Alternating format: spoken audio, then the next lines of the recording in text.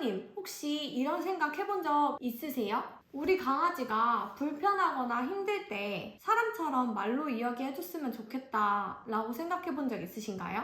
저도 저의 반려견인 나나가 곰팡이성 피부염으로 힘들어했을 때 제발 나나의 생각을 통역해주는 기계라도 있었으면 너무 좋겠다라는 생각을 했었거든요. 약용 샴푸로 목욕을 했을 때 피부가 너무 가렵진 않은지, 목욕 후 건조해서 쩍쩍 갈라지는 느낌이 들어서 괴롭지는 않은지, 목욕 시간이 너무 길어져가지고 힘들지는 않은지, 이런 되게 사소한 것들까지 저는 너무너무 궁금했었거든요. 나나의 생각이 세세하게 알고 싶었어요. 왜냐하면 나나가 어떻게 느끼는지 알아야지 제가 제품에 들어가는 성분을 바꿔주던지 아니면은 다른 케어 방법을 개선을 해서 케어를 해주던지 할 수 있잖아요.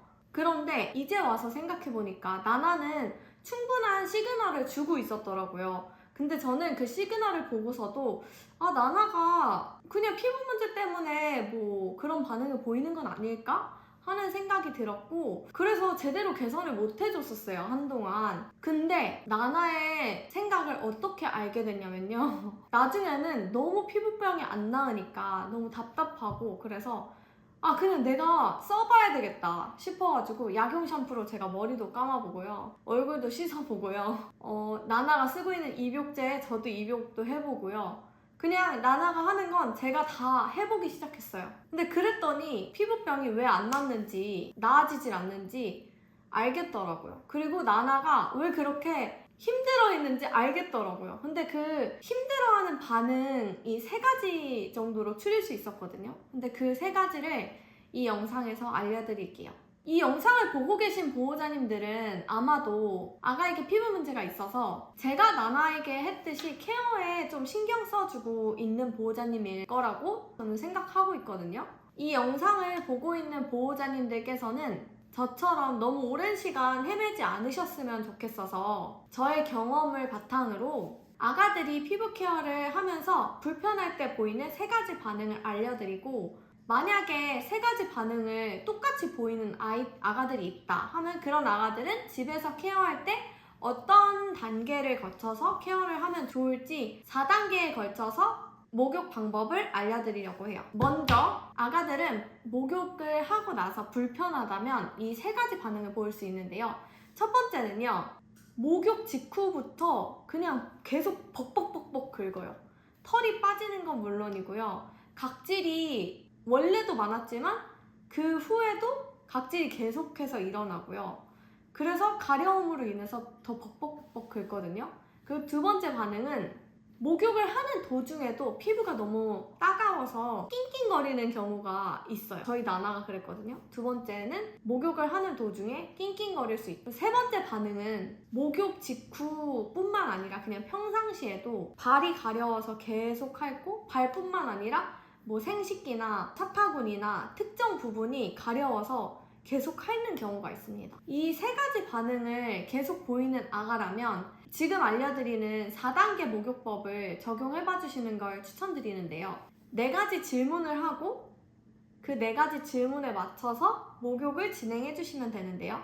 첫 번째 1단계 질문은 몸에 붙어있는 각질이 아니라 후두두두두 떨어지는 각질이 있는가를 먼저 체크해주세요. 만약에 후두두두두 바닥에 떨어지는 각질이 있다 하면은 이 아가는 목욕 케어 전에 먼저 이 각질을 부드럽게 세정을 해주셔야 되거든요. 1단계로는 이런 아이들은 각질 제거를 먼저 진행을 해주셔야 됩니다. 만약 1단계에서 후두두두 떨어지는 각질이 없다 하면은 1단계는 일단 패스해주세요. 그리고 2단계, 병원을 갔을 때 진단받았던 강아지, 우리 아가의 피부 병명이 있다면 그 피부 병명에 맞춰서 세정 케어를 해주시는 걸 추천드립니다. 보통 병원에서는 약용 샴푸를 추천을 해주시는데요. 약용 샴푸가 잘 맞는다면 약용 샴푸로 해주셔도 괜찮고요. 만약에 곰팡이성 피부염이다 하면은 그 곰팡이성 피부염에 맞춰서 항균작용이 있는 성분이 들어간, 약식 성분이 들어간 비누를 사용해 주시거나, 그냥 단순한 건조함이다 하면은 보습 성분인 세라마이드가 함유되어 있는 흰둥이 비누로 세정을 해주시거나 아니면 발습진, 발사탕을 하는 아가다. 그럼 그 발사탕을 하는 아가한테 맞춰서 그 증상에 맞춰서 습진균 완화에 도움 줄 수 있는 님 성분이 들어간 개님발비누로 세정을 해주신다던가. 그래서 저희는 8가지로 비누 종류를 나눠서 제작을 하고 있거든요.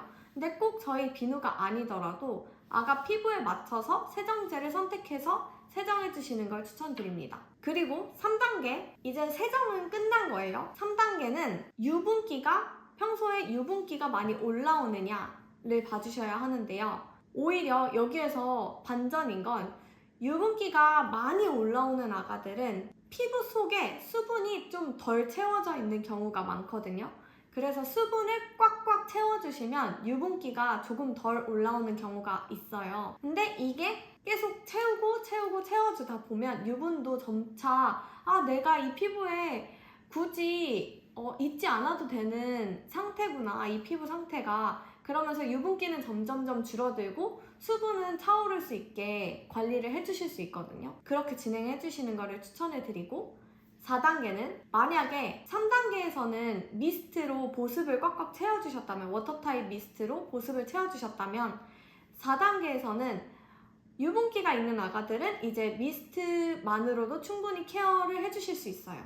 근데 4단계에서 필요한 거는 건조함이 케어 후 1시간 후에도 다시 올라오는가를 한번 체크해 봐 주셔야 돼요. 알로페시아나 아니면은 건조함이 굉장히 심한 각화증을 가지고 있는 아가라던가 그냥 단순히 각질이 많이 떨어지는 아가들한테는 이 4단계에서 미스트로 보습을 하고 난 다음에도 이제 보습이 충분히 이루어지지 않은 상태일 수 있거든요. 그래서 액체 타입인 미스트로 먼저 속보습을 해주신 다음, 그리고 이중 보습으로 조금 더 미스트보다는 유분기가 함유되어 있으면서 마무리 보습을 해줄 수 있는 에센스 타입으로 한 번 더 보습해주시는 걸 추천드려요.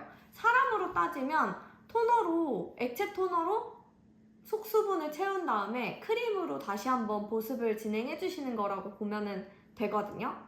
그래서 같은 방법이니까 이렇게 1, 2, 3, 4단계 체크해보시고 질문 던져보시고, 우리 아이는 1, 2, 3, 4단계에서 어떤 단계에 해당해서 어떤 단계는 생략하고 어떤 단계는 꼭 해줘야 되겠다 라고 생각이 드시는지 체크해보신 다음 케어를 진행을 해주시면 아이 피부도 조금 더 편안하게 케어해주실 수 있고, 보호자님도 아이가 괴로워하지 않으니까 그 모습을 보면서 조금 더 편안하고 행복한 일상을 보내실 수 있을 거예요. 만약에 제가 설명드린 이 1, 2, 3, 4단계가 우리 아이에게 어떤 단계를 생략하고 어떤 단계는 꼭 해줘야 될지 모르겠다 하시는 분들은 밑에 고정 댓글 클릭해 주시면 저희가 1:1 맞춤 상담도 진행하고 있으니까 궁금하신 분들은 고정 댓글 참고해 주세요. 안녕!